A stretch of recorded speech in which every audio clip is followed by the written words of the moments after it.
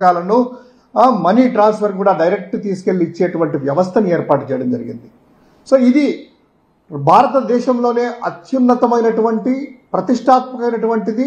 అదేవిధంగా మిగతా రాష్ట్రాలు కూడాను దీన్ని మార్గదర్శకంగా తీసుకొని కోవిడ్ సమయాల్లో, ఇలాంటి సమయాల్లో కావచ్చు, లేకపోతే ఈ యొక్క సంక్షేమ పథకాలు ప్రజలకు ఎలా అందుతున్నాయి, డోర్ డెలివరీ అనేటువంటిది అన్ని రాష్ట్రాలు ఇక్కడికి వచ్చి అధ్యయనం చేసి వాళ్ళు కూడా దానికి మొగ్గు చూపడం జరిగింది.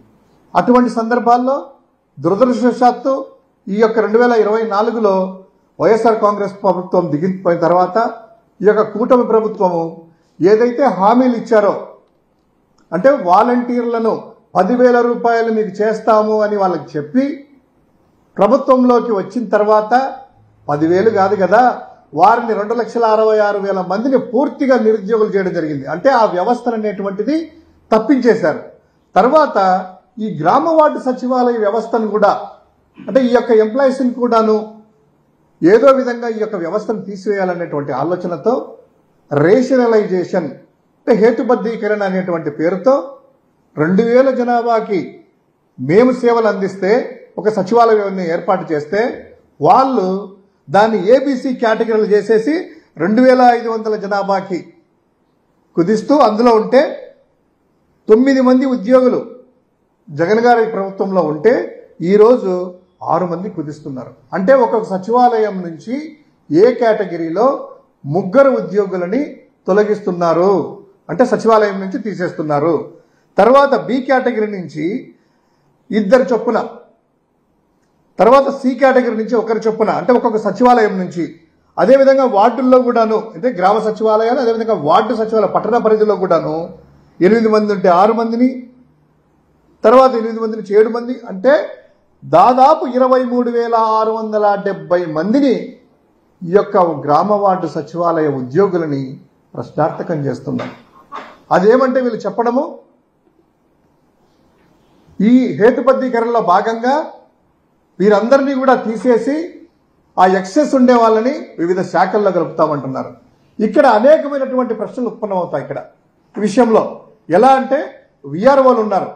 ప్రతి వార్డు సచివాలయానికి వెళ్తేనే విఆర్ఓ అనేటువంటి వ్యక్తి కావచ్చు, పంచాయతీ సెక్రటరీ, వీళ్ళిద్దరూ వెళ్తానే ఆ ప్రజలతో సంబంధం కానీ రిసీవ్ చేసుకుంటూ వాళ్ళ యొక్క సేవలన్నీ కూడాను, వాళ్ళ యొక్క మంచి చెడ్డలు బాగోగులు పలకరించేటువంటి ఆ వ్యక్తిని ఇప్పుడు ఈ సచివాలయం చూస్తే ఇంకొక సచివాలయం, అంటే 2 సచివాలయాలకు ఒకరే అవుతారు. ఒక సచివాలయంలో తీసేస్తే ఇప్పుడు వాళ్ళ పరిస్థితి ఏంది, ప్రజలది మెరుగైన సేవలు అందించగలమా?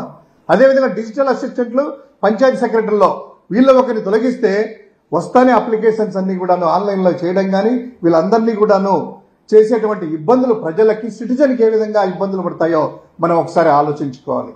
అదేవిధంగా ఈ యొక్క విఆర్ఓలు అంటే పట్టణ ప్రాంతాల్లో భూములకు సంబంధించింది ఏది 1B అడంగలు కావచ్చు, డెత్ సర్టిఫికేట్ కావచ్చు, రైతులకు అనేకమైనటువంటి సేవలు అందించేటువంటి ఆ సేవలన్నీ కూడాను విఆర్ఓలు ఉంటే ఇమ్మీడియట్గా ఆ సర్వీస్ని వాళ్ళకి అందించేటువంటి జరుగుతూ ఉంది. వాళ్ళని 2 సచివాలయాలు కోరు కదా, 2,000 నుంచి 2,500 చేశారు జనాభాకి. తర్వాత 9 మంది ఉంటే 6 మంది చేశారు, 3 తీస్తారు. వీళ్ళు డిజిటల్ తీసేస్తారా, పంచాయతీరాజ్ సెక్రటరీ తీసేస్తారా, విఆర్ఓలు కానీ ఒకరు తొలగిస్తారు. సో ఈ విధంగా వీళ్ళని కుదింపు చేయడం వల్ల సచివాలయ వ్యవస్థని దాన్ని రూపాంతరం లేకుండా పూర్తిగా నిర్వీర్యం చేయడానికి ప్రణాళికల్లో భాగంగా ఈరోజు రేషనలైజేషన్ అంటున్నారు. అదేవిధంగా మా హయాంలో దీనికి సంబంధించినటువంటిది 545 రకాల సర్వీసులు ఉన్నాయి కదా ఒక్కొక్క సచివాలయంలో. దగ్గర 5 సంవత్సరాల్లో 11,48,00,000 వినతులు రావడము, వాటిని పరిష్కరించడం జరిగింది. అంటే ప్రతి ఒక్క సమస్య 11,48,00,000 అంటే ఒకసారి ఇమాజిన్ చేసుకోండి ఎన్ని రకాల సేవలు అందించాము ఏంటి అనేటువంటిది. గతంలో మండల అధికారి దగ్గరికి వెళ్ళేసి ఎంఆర్ఓల చుట్టూ తిరుగుతూ క్యూలు పెట్టుకొని ఒక బర్త్ సర్టిఫికేట్ కావాలన్నా, క్యాస్ట్ సర్టిఫికేట్ కావాలన్నా, స్టూడెంట్స్కి కాలేజీ సమయాల్లో ఎలా ఉండేది, ఆ యొక్క అకాడమిక్ ఇయర్ స్టార్ట్ అయినప్పుడు ఇన్కమ్ సర్టిఫికేట్ తీసుకురావాలంటే దాదాపు పనులు వదిలిపెట్టి జూన్లో కరెక్ట్గా ఖరీఫ్ సీజన్ వాళ్ళ యొక్క వందలాది మంది క్యూలల్లో ఉండి రైతులు అస్తవ్యస్తలు పడి 3 రోజులు 4 రోజులు పెట్టి లంచాల వ్యవస్థ అనేటువంటిది ఆ దగ్గర నుంచి ఈరోజు జగన్ గారి ఈ యొక్క సచివాలయ వ్యవస్థ ద్వారా వారి ముంగిటికే సేవలు చేసేటువంటి అందించే కార్యక్రమం అద్భుతమైనటువంటి ఈ గ్రామ వార్డు సచివాలయాలని నీరుగార్చడమే కూటమి ప్రభుత్వం యొక్క లక్ష్యము. అందులో భాగంగానే 2,66,000 మంది వాలంటీర్లను తీసేశారు. అదే జగన్ గారి టైంలో ఒక ఏదో నామకే వాస్తే ఏర్పాటు చేయలేదు. పకడ్బందీగా సచివాలయంలో ఆ యొక్క ప్రభుత్వ ఉద్యోగులు 1,36,000 మంది ప్రభుత్వ శాశ్వత ఉద్యోగులు, అదేవిధంగా ఒక్కొక్క సచివాలయంలో 2 చొప్పున కంప్యూటర్లు అంటే 30,008 కంప్యూటర్లు, యూపీఎస్లు కూడా 15,008 యూపీఎస్లు, 15,008 ప్రింటర్లు, 2,98,000 స్మార్ట్ ఫోన్స్, సిమ్ కార్డ్స్, అదేవిధంగా ఫింగర్ ప్రింట్ డివైసెస్ ఎఫ్పిఎస్ కూడాను దాదాపు 2,78,000. అంటే ఒక పూర్తిగా ఎక్విప్డ్ సిస్టంతో ప్లగ్ అండ్ ప్లే ఏర్పాటు చేసి అక్కడ పెడితే దీన్ని నిర్వీర్యం చేయబోతున్నారు.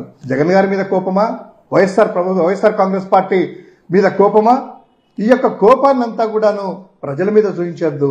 ఆ సిటిజన్కి ఇంకా మేలైనటువంటి సర్వీసులు అందించాలే కానీ ఏదో ఆ వ్యవస్థ మీదనో మీ యొక్క హామీలు నెరవేర్చుకోకుండా వాలంటరీ వ్యవస్థను కూడాను తిరిగి పునరుద్ధరించాలి. వాళ్ళందరికీ కూడా 10,000 రూపాయలు ఏదైతే ఉందో గతంలో వాళ్ళు చెప్పినట్టు జూన్ నుంచి ఇప్పటి వరకు ఆ యొక్క శాలరీస్ కూడా ఇవ్వాలి.